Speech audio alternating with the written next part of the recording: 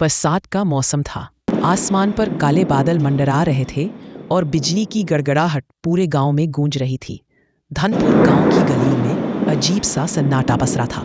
दिन ढल चुका था, लेकिन सड़कों पर कोई दिखाई नहीं दे रहा था। गांव के बाहर बरगद के पेड़ के पीछे एक पुरानी हवेली खड़ी थी, टूटी फूटी, वीरान और काली छायाओं में लिपटी। लोग कहते थे कि वह हवेली शापित है। कोई भी गांव वाला वहां कदम रखने की हिम्मत नहीं करता था।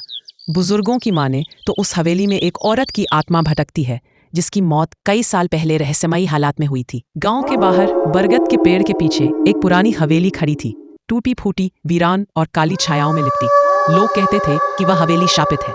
कोई भी गांव वाला वहां कदम रखने की हिम्मत नहीं करता था। बुजुर्गों की माने तो उस हवेली में एक औरत की आत्मा भटकती है, जिसकी मौत कई साल पहले रहस्यमयी हालात में हुई थी। लेकिन गांव के कुछ युवा इन बातों को अंधविश्वास मानते थे। उन्हीं में से एक था अर्जुन, बीए पास लड़का, जो हाल ही में शहर से पढ़ाई पूरी कर गांव लौटा था। वह अक्सर बुजुर्गों का मजाक उड़ाते हुए कहता, भूत प्रेत जैसी कोई चीज नहीं होती, सब तुम्हारे दिमाग का धोखा है। उसकी बातें सुनकर बाकी दोस्त भी हंस पड़ते, लेकिन अंदर ही अंदर सब जानते थे कि हवेली के पास जाने की हिम्मत उनमें से किसी की नहीं थी। एक दिन गांव की चौपाल पर बैठे अर्जुन ने ऐलान कर दिया, आज रात मैं उस हवेली में जाऊंगा और सबूत लेकर लौटूंगा कि वहां कोई भूत नहीं है। लोगों ने उसे बहुत समझाया, बेटा वहां मत जा, वो जगह अपवित्र है। जिसने भी हवेली की दहलीज लांघी है, कभी लौटकर जिंदा नहीं आया। लेकिन अर्जुन हठी था। उसने टॉर्च, कैमरा और मोबाइल उठाया और शाम ढलते ही हवेली की ओर निकल पड़ा। हवेली तक जाने वाला रास्ता कीचड़ और झाड़ियों से भरा था। चारों तरफ मेंढकों की आवाजें गूंज रही थीं और पेड़ों पर बैठे उल्लू हूट रहे थे। हर कदम के साथ अर्जुन का दिल धड़कता जा रहा। हवेली के फाटक पर पहुंचते ही हवा का एक ठंडा झोंका उसके चेहरे से टकराया। फाटक जंग खाया हुआ था और अपने आप चर्रा चर्रा की आवाज के साथ हिल रहा था। बस पुरानी हवेली है, कोई भूत प्रेत नहीं, अर्जुन ने खुद को समझाया और अंदर कदम रख दिया। अंदर का दृश्य और भी डरावना था। टूटी दीवारें, जाले से भरे कमरे और फर्श पर बिखरे हुए पुराने बर्तन।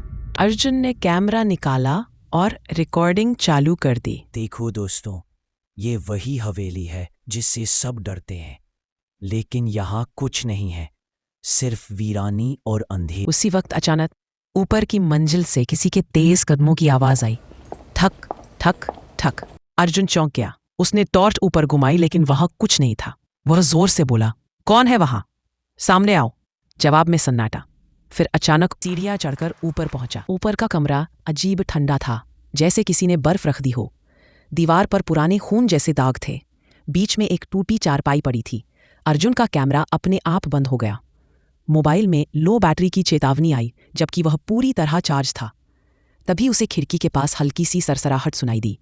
वह टॉर्च घुमाता हुआ खिड़की के पास पहुंचा और अचानक उसने देखा, वहां सफेद साड़ी में एक औरत खड़ी थी। उसके बाल बिखरे थे, चेहरा पीला और सूखा हुआ, और सबसे डरावनी बात, उसकी आंखों की जगह खाली गड्ढे थे। औरत धीरे धीरे उसकी ओर मुड़ी। उसके मुंह से सिर्फ एक फुसफुसाहट निकली, तू यहां क्यों आया? अर्जुन चीख पड़ा और पीछे हट गया। सीढ़ियों से भागते हुए फिसल कर नीचे गिर पड़ा। उसकी आंखें खुली रही, लेकिन सांसें बंद हो चुकी थीं। गांव में अगले दिन सुबह लोग इकट्ठा हुए।